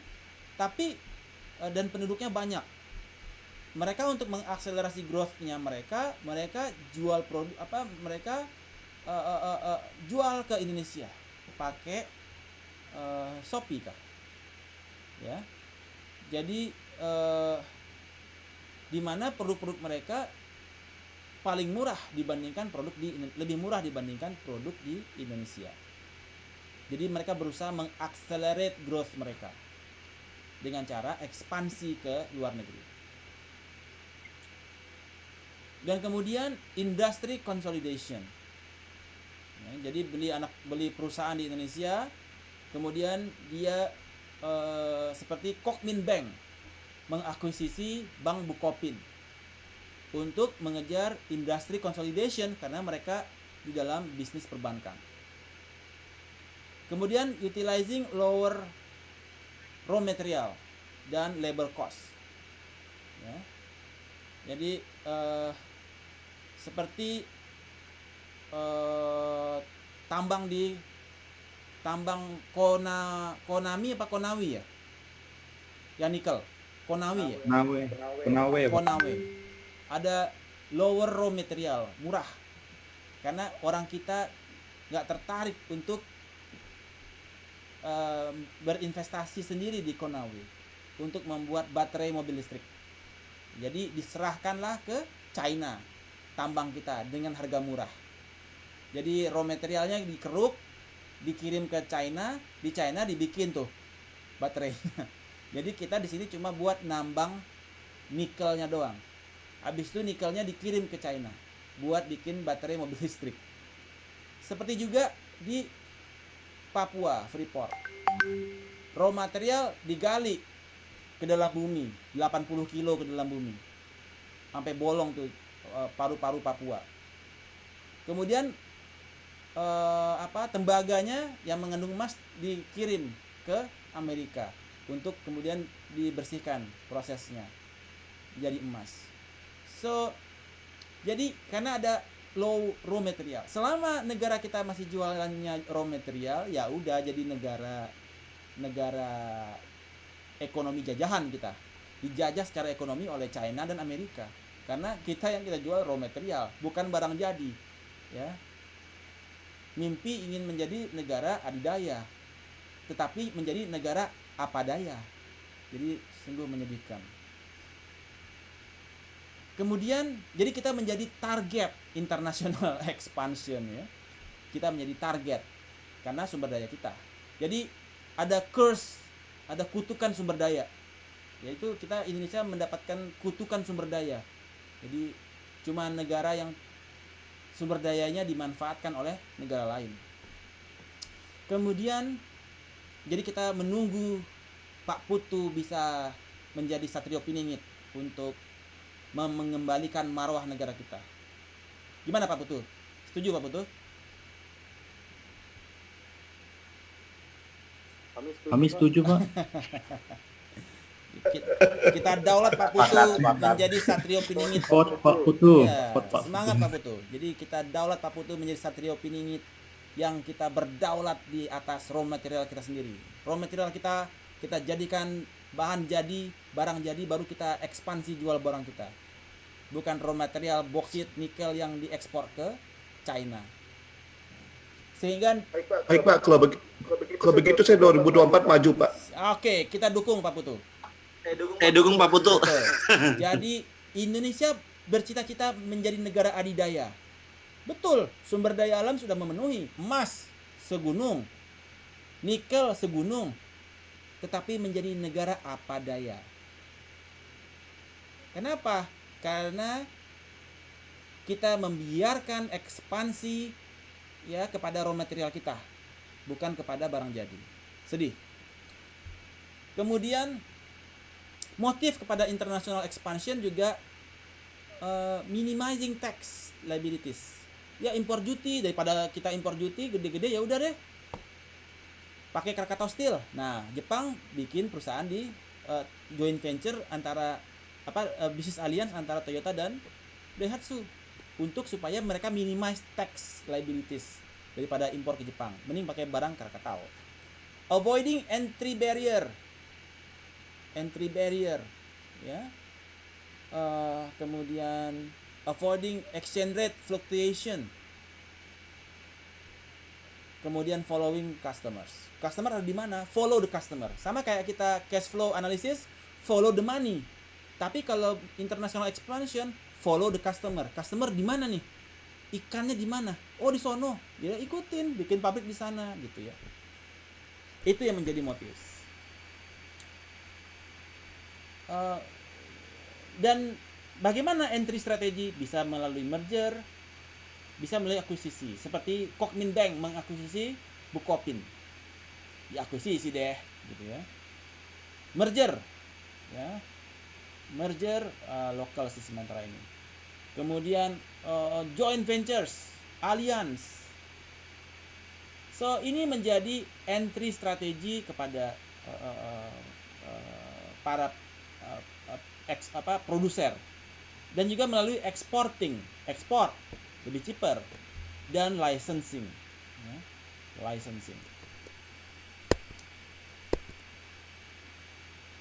Apa yang menjadi karakteristik dan determinants dari cross border merger ini? Ya. Satu adalah geografi, ya, yang mana ini menjadi penentu. Kemudian yang kedua adalah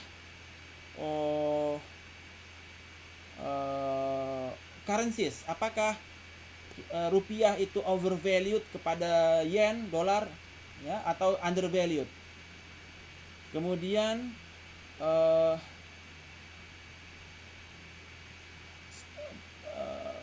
bagaimana stock market di sana? Apakah dia undervalued atau overvalued?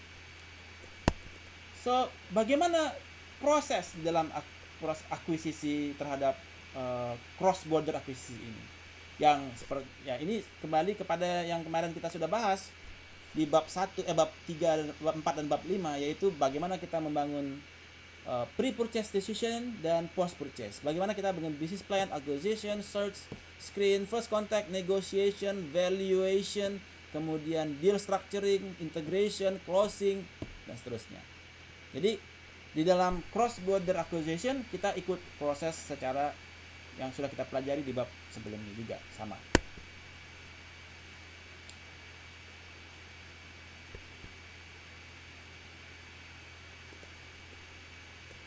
Ya, so dalam mengimplementasikan cross border transaction di emerging countries banyak challenge-nya. Jadi mulai dari government regulations. Jadi kalau Anda bikin baru, regulasinya OJK panjang lah, urusannya panjang gitu ya, OJK segala macam. Kayak kemarin kita ngurus dari cryptocurrency, Bitcoin gitu ya.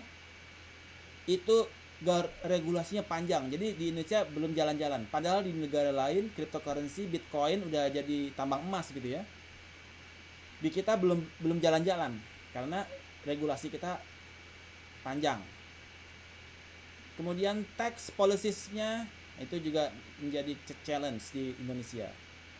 Restriction on cash remittance, kemudian currency-nya bisa di-convert atau tidak, kemudian appropriation of foreign assets, bagaimana korupsi di negara tersebut juga pengaruh, dan local insurgencies atau civil war atau terjadi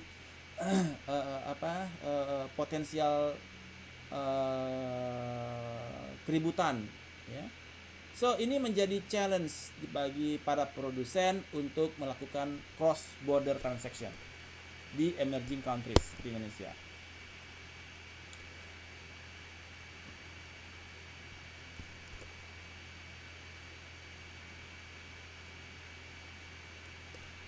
So, bagaimana kita melakukan valuasi terhadap cross border transaction? Sama sebelumnya seperti kita melakukan valuasi, bagaimana kita menghitung discount rate terhadap cash flow tersebut. Berapa discounted cash flow-nya? Oke, di tahun 1 sampai 5 berapa cash flow-nya? Di tahun ke-6 perpetuity-nya berapa? Kira-kira berapa total valuasinya? Jadi itulah yang menjadi valuasi kepada cross border transaction yang akan kita lakukan.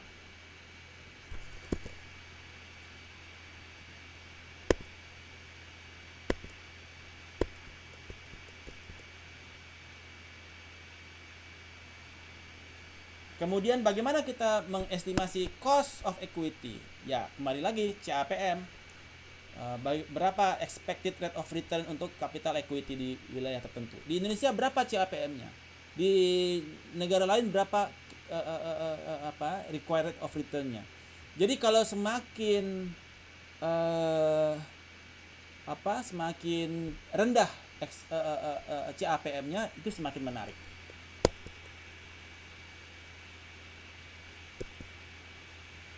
Ya.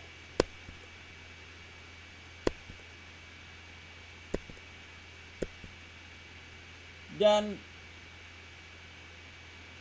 potensi dari cross border acquisition, potensial sinerginya itu harus diukur. Jadi seperti kita lihat Nestle itu memiliki exposure yang di China yang sangat tinggi, ya. Jadi Nestle itu dia cross border acquisition, cross border ke China, ya. Dari Nestle itu kan pabriknya di mana, ya? Amerika kah atau Belanda, ya? Nestle Inggris kah? Bukannya Prancis, Pak. Oh iya, Prancis, ya. Nah, mereka cross border ke China, di mana China itu memiliki fast growing consumer market. Penduduknya aja 1 miliar lebih. Jadi kemudian ini menjadi potensial sinergis yang dirasakan oleh Nestle ketika mereka melakukan cross border acquisition ke China, ya. Kemudian banyak contohnya, ada Kraft yang dia melakukan cross border ke Inggris dari Amerika, Mars Candy dari Amerika ke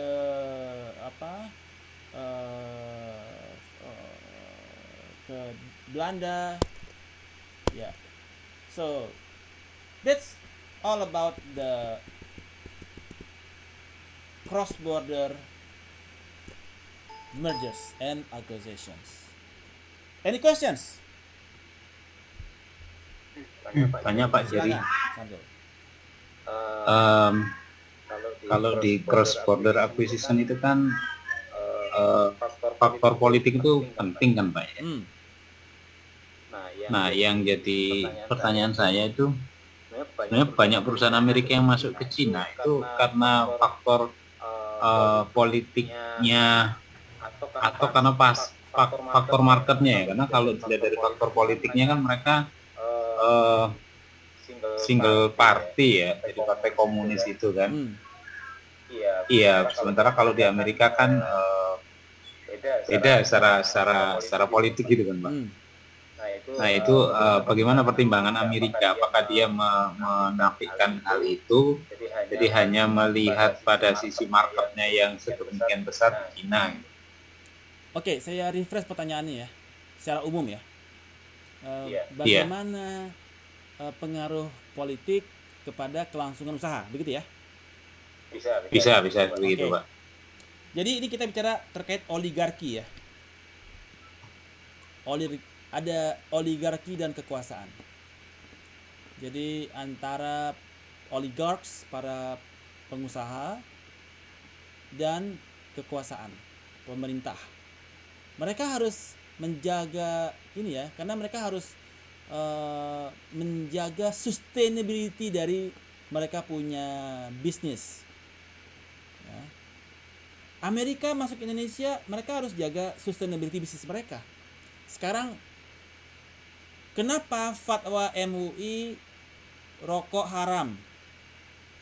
Kenapa MUI tidak berani keluarkan fatwa rokok haram? Malah yang keluarkan fatwanya Muhammadiyah. MUI mengeluarkan fatwa rokok haram bagi ibu hamil, orang tua, anak di bawah umur 12 tahun, di bawah 17 tahun. Ya kan? Kenapa? Karena ada kepentingan oligarki. Kalau fatwanya keluar haram, ya kan? Artinya pabrik rokok di Amerika, di Indonesia yang punya orang Amerika pada gulung tikar kan? Jadi oligark itu perlu membina hubungan atau memastikan bahwasanya regulasi yang keluar itu tidak jeopardize their business di cross border market mereka. Ya. Dan itu menjadi seperti sekarang juga dengan adanya Omnibus Law. Siapa yang diuntungkan dari Omnibus Law? Ini kan bagi kepentingan oligarki kan sebetulnya kan? Setuju tidak?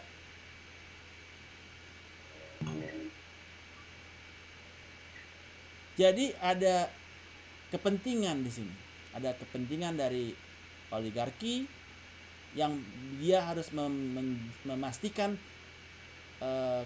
mereka punya competitive advantage, betul-betul memberikan sustainable competitive advantage yang stabil, ya. Dan itu kaitannya kepada regulasi, ya. Dan tidak menutup kemungkinan bahwasanya regulasi terjadi selingkuh antara kekuasaan dan oligarki, ya. Terjadi perselingkuhan di sana sehingga menimbulkan regulasi yang menguntungkan kepada oligarki, tidak lagi menguntungkan kepada rakyat. It happens di setiap negara yang menjadi target pasar bagi para cross border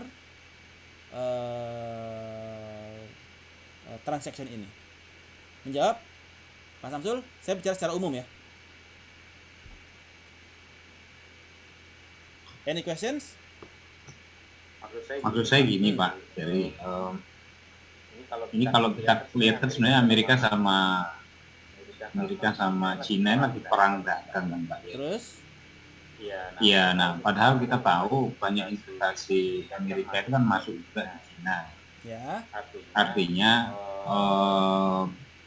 saat mereka berperang itu sebenarnya kan bukan dari sisi negara yang berpengaruh, tapi juga dari sisi company, terutama company besar-besar yang mereka punya investasi di Cina ataupun perusahaan Cina yang punya investasi di Amerika itu kan terpengaruh. Yes. Nah, yang jadi pertanyaan saya itu sebenarnya seberapa kuat sih pemerintah ini mengatur para MNC itu, multinational company itu. Memang sih ujung-ujungnya kalau dilihat dari sisi pajak, larinya ke negara masing-masing ya.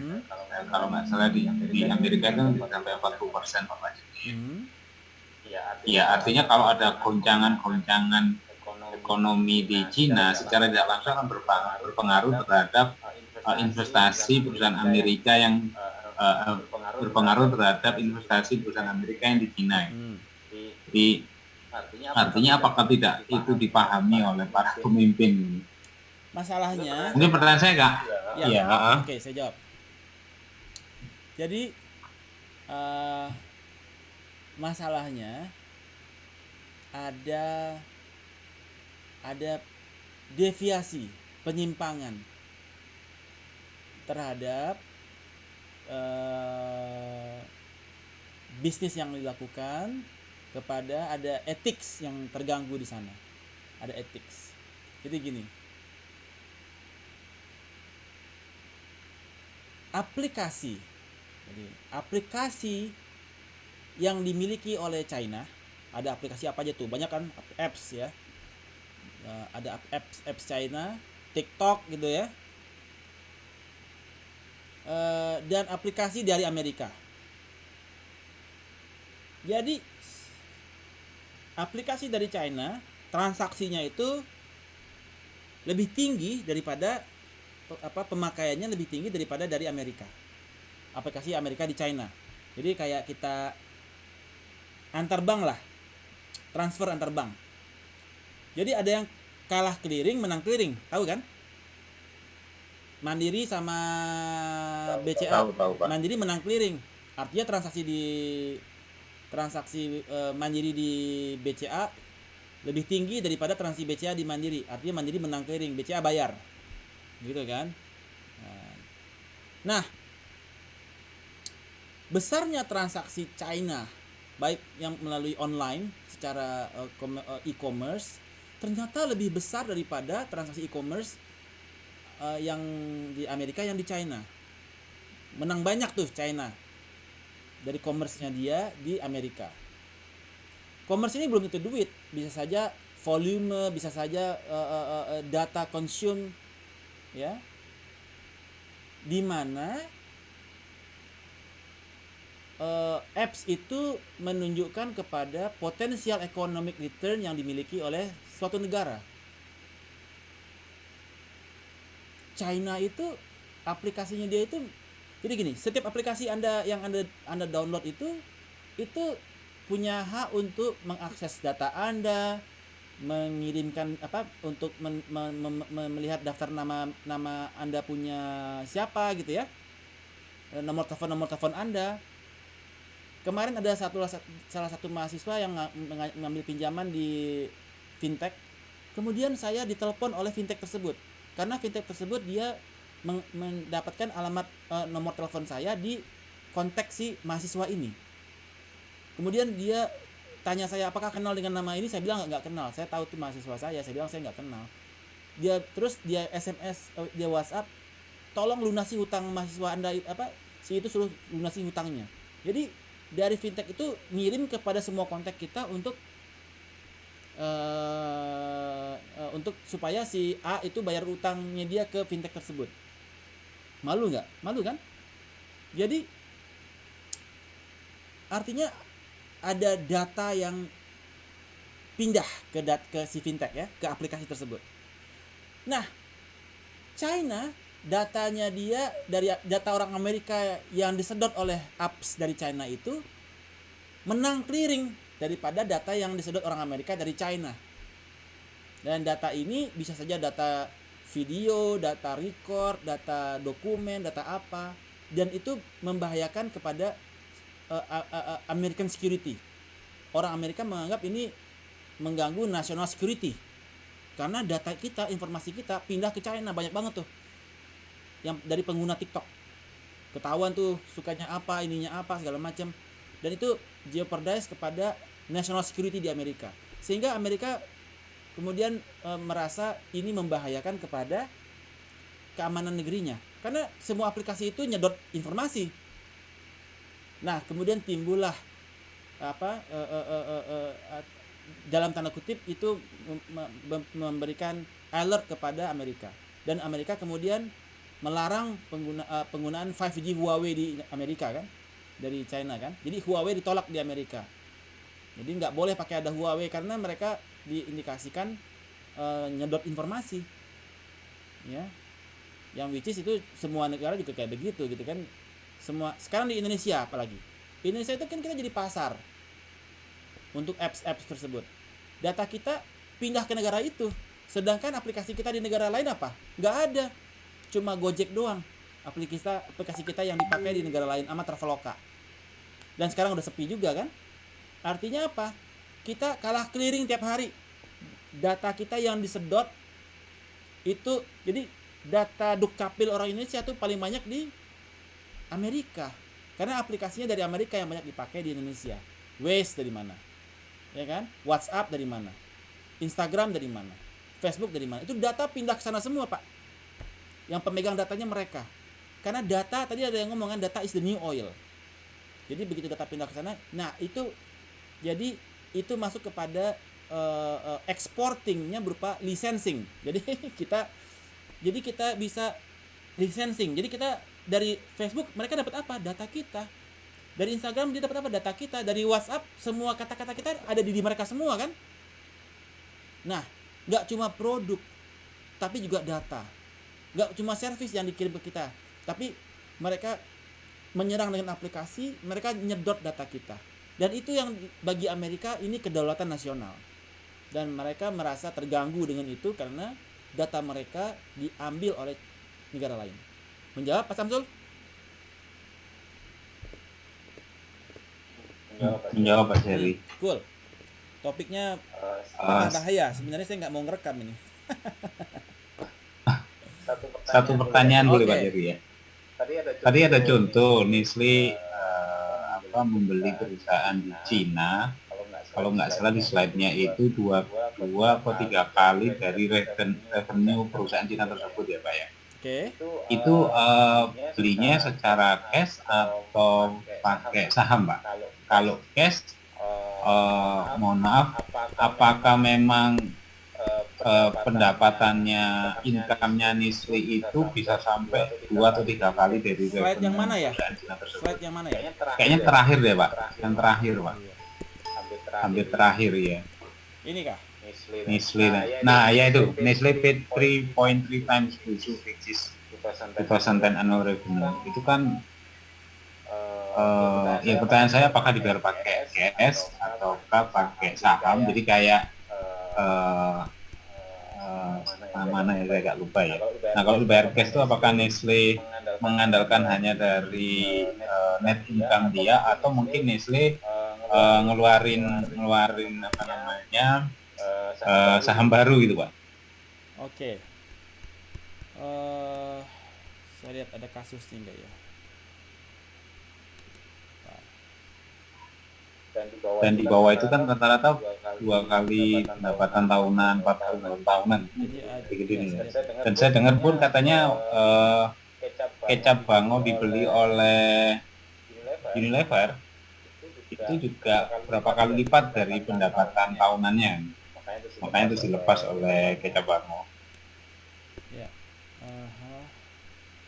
Ini Nestle, saya lihat ya, saya kayaknya ada kasusnya sih. Ini Nestle di mana ya? Oke, saya nggak ngikutin kasusnya si Nestle yang ini ya.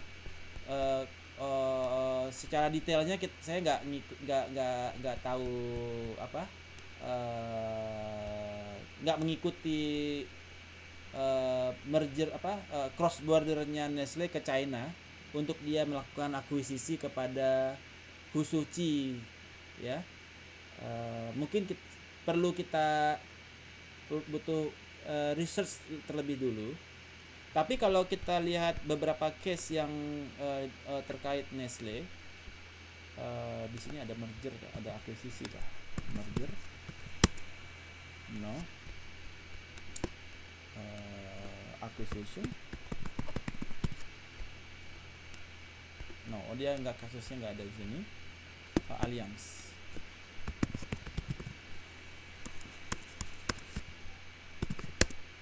No, jadi nggak ada. Saya nggak ada kasusnya terkait itu. Kita perlu Google lagi lah nanti ya. Apakah dia belinya pakai cash atau pakai stok atau apa gitu ya. Jadi apakah dia pakai equity atau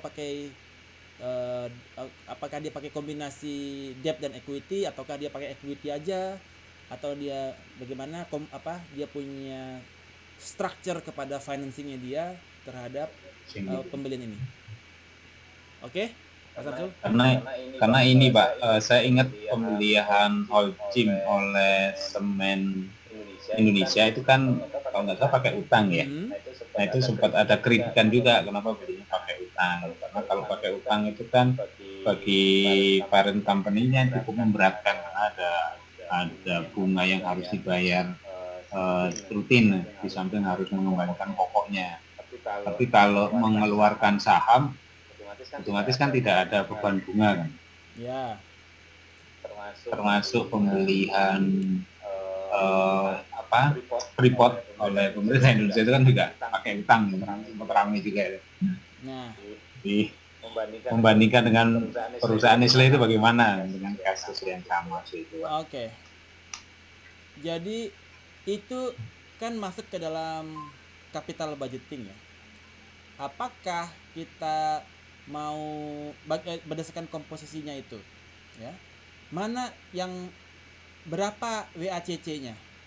Jadi kita tujuannya kan untuk menentukan mencari mana yang weighted average cost of capitalnya paling murah ya, mana yang bisa memberikan the lowest weighted average cost of capital kepada companies. Jadi ada beberapa skenario kan, ada yang cashnya 10%, debt-nya kemudian 20%, equity-nya 70%. Berapa weighted average cost of capital?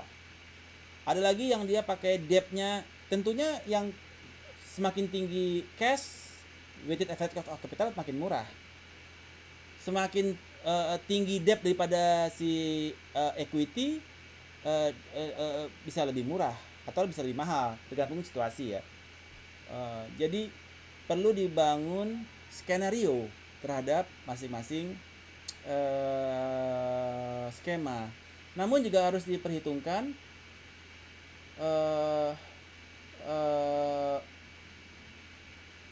bahwasanya mana yang memberikan return yang paling besar ya.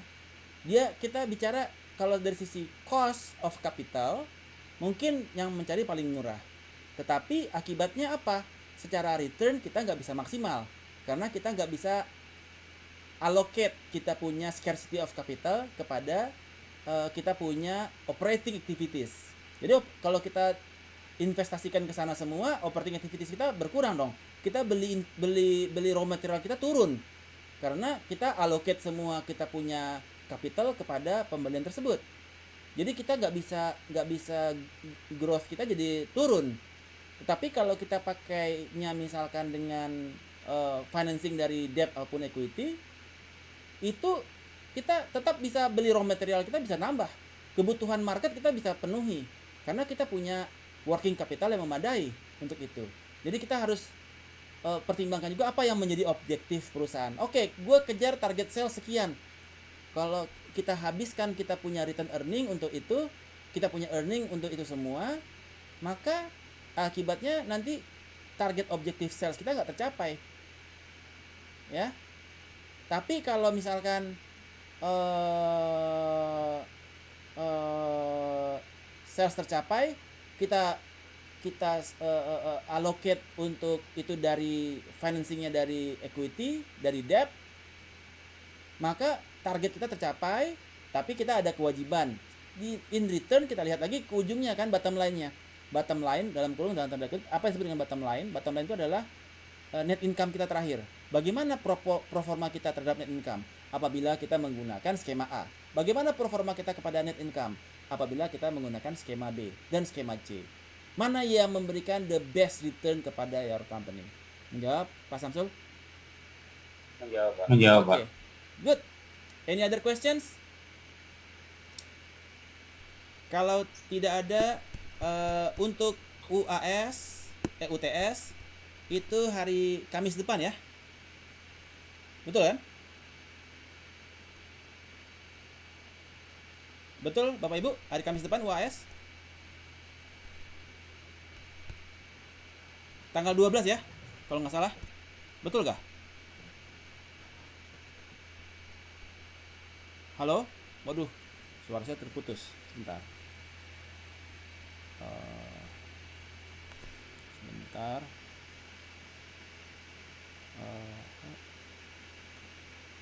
Sorry, suara saya terputus dari tadi. Suara saya udah terdengar? Recording in progress. Oke. Double counting nih. Sebentar, baru hidup, baru connect lagi. Baik. Untuk UTS nanti rencananya ujiannya langsung di hari itu, dibagi 3 section. Section yang pertama adalah kuis sekitar ya berapa soal ya? 100 soal kali ya, atau 50 atau 100 lah, nanti saya lihat. Kemudian Buset, banyak banget, Pak.